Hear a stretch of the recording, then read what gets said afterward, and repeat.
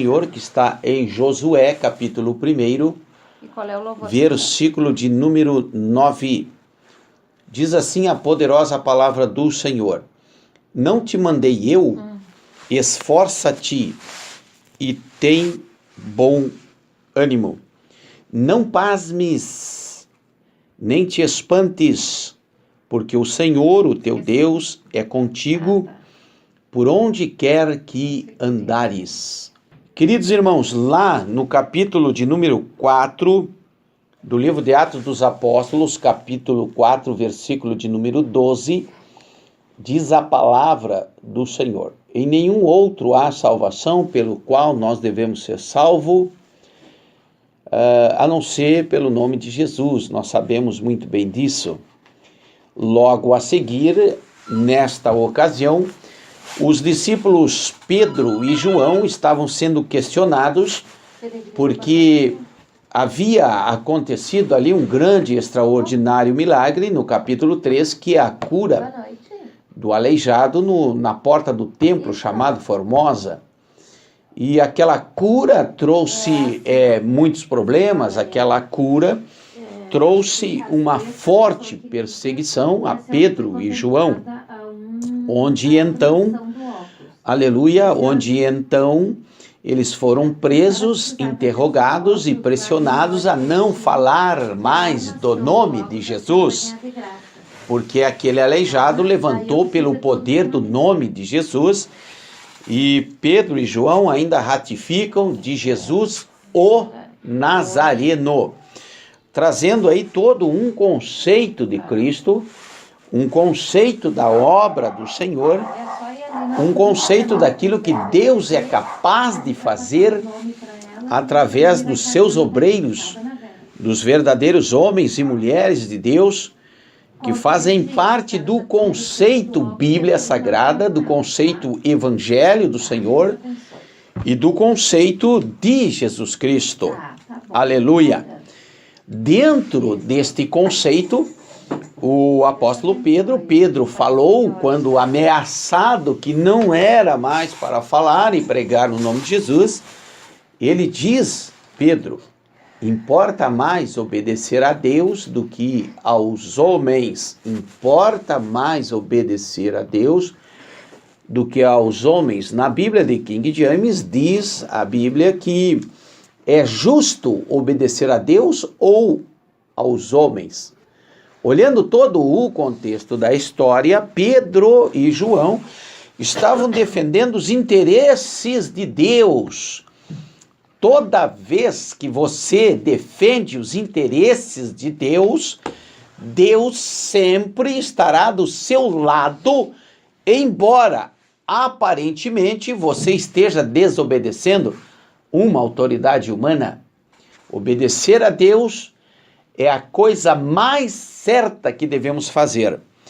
Bem, quando nós olhamos a história de Moisés conduzindo aquele povo por 40 anos no deserto, e diga-se que havia ali 3 milhões de pessoas, eu já vi gente falar que passava de 6 milhões, mas eu não posso afirmar, nem temos condições de afirmar tal façanha, mas se deduzem 3 milhões, o que importa? Se fosse 100 mil, um homem já teria problema demais por conduzir 100 mil pessoas pelo deserto.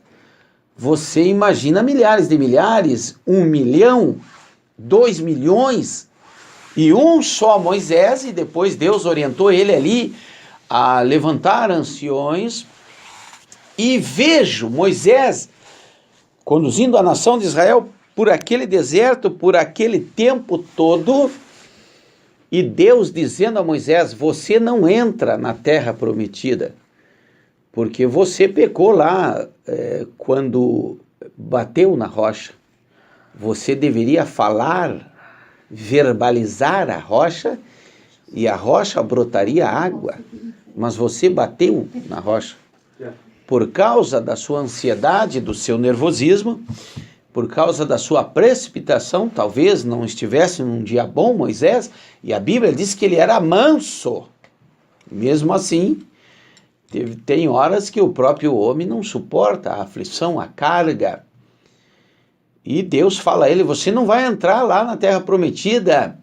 Quando Deus fala a Moisés que ele não entraria na terra, que Israel herdaria ao passar o Jordão, eu começo a pensar que Moisés queria saber quem ia tomar o seu lugar. Moisés começou a meditar que alguém assumiria o seu posto. Aleluia. Poderia ser o jovem Eliezer, poderia ser o seu filho primogênito, poderia ser Arão. Arão faleceu um pouquinho antes. Poderia ser qualquer um dos anciões. E de repente Deus disse a Moisés, Josué. Bem, essa afirmação que fizemos aqui está escrito no capítulo 1, verso 1, que diz, depois da morte, Josué só assumiu depois da morte de Moisés. Servo do Senhor, disse o Senhor a Josué, não foi ninguém que disse, nenhum homem, foi o próprio Deus, a Josué, filho de Num, auxiliar de Moisés. Moisés, versículo 2, meu servo é morto, levanta-te agora, passa este Jordão, tu e todo este povo, para a terra que eu dou aos filhos de Israel. Aleluia!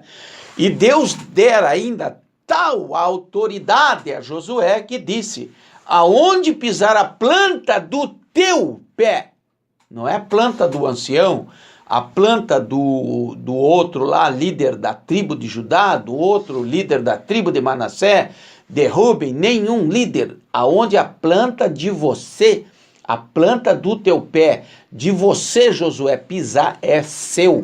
Você vai determinar a possessão da terra de Israel para Israel. Olha que tamanha autoridade, escolhido por Deus. Bem, você pode até entender que um escolhido de Deus tem lá os seus privilégios, claro que tem, Deus cuida. Mas vamos ver o que acontece com os escolhidos de Deus. Quando Deus assim os escolhe. No versículo 9, diz a palavra do Senhor, não te mandei eu? Quando vejo Deus dizendo, ei, Josué, não fui eu que te mandei? Parece que vejo aqui algum lapso de dúvida na vida de Josué. Parece que vejo aqui algum balanço. Parece que vejo aqui incertezas na vida de Josué, e Deus manifesta, eu que te mandei, Josué. Ora, quando Deus manda, tem que ser tiradas as dúvidas, e Deus ainda fala, te esforça e tem bom ânimo. Deus não escolhe líder preguiçoso. Deus escolheu Josué e disse, faça esforço, porque ser líder não é estar de braços cruzados, numa cadeira de balanço, tomando chimarrão todo dia. Ser líder não é dormir até às 5 horas da tarde, numa boa séstia castelhana, como se fala aqui na fronteira. Ser líder não é muito fácil, o telefone toca de madrugada, você não almoça a hora que você quer, aleluia. Você às vezes combina um passeio e tem que fazer outro, e o Senhor diz, te esforça. Liderança tem que ter esforço. Aleluia. E bom ânimo, não é verdade? Não pasme, nem te espantes. Ora, se Deus está dizendo a Josué para não pasmar, né, o pasmo, né, aquela surpresa, e tudo que é surpresa é algo inesperado que aconteceu e trouxe pasmo. Significa dizendo que aconteceu algo extremamente inimaginável para Josué. Aconteceu algo que ele jamais esperava. E aquilo trouxe uma surpresa tão grande que ele ficou sem ação. Isso é pasmo. E espanto por tantas coisas, por desobedientes, por rebeldias, vamos dizer assim, por teimosia daqueles que não querem ouvir, o sofrimento de um líder.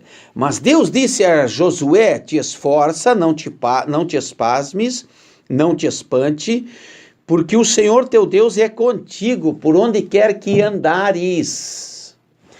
Por onde quer que andares. Ora, quando Deus chama alguém, quando Deus vocaciona alguém para desenvolver a tarefa de pregar o Evangelho, o Senhor ele se compromete em estar do lado, em estar presente.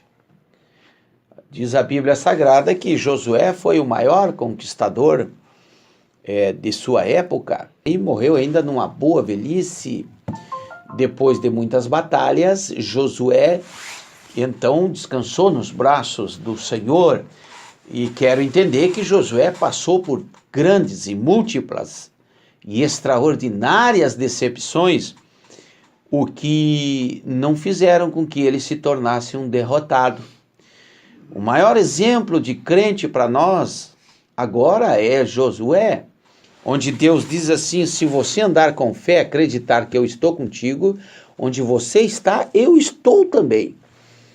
Acreditando que Deus é contigo nas diversidades, nas lutas, nas aflições, nos combates, porque Josué foi um guerreiro, foi um grande general de guerra, aleluia.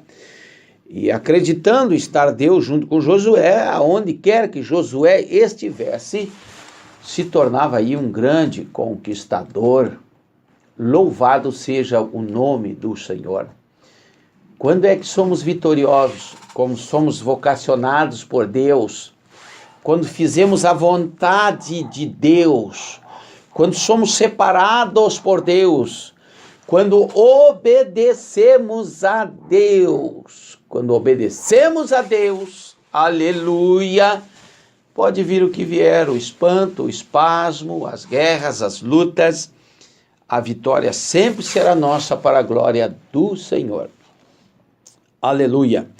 Deus aqui, da mesma maneira com que fortaleceu espiritualmente Pedro e João, diante daqueles homens que diziam: se calem, não falem no nome desse homem, não falem no nome de Jesus, do mesmo jeito que Deus fortaleceu Pedro e João, fortaleceu Josué, do mesmo jeito que era a presença de Deus era na vida de Pedro e João, quando enfrentaram os sacerdotes, os guardas, os saduceus diante daquela situação, dizendo eles, aqueles homens, que era maior, era melhor, era justo obedecer a Deus e não aos homens.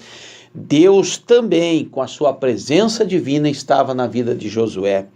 Do mesmo jeito que aqueles dois discípulos, Pedro e João, tinham no seu coração a falta de temor do sistema, a falta de temor aos homens, mas temor a Deus, foram eles vitoriosos e os milagres aconteciam.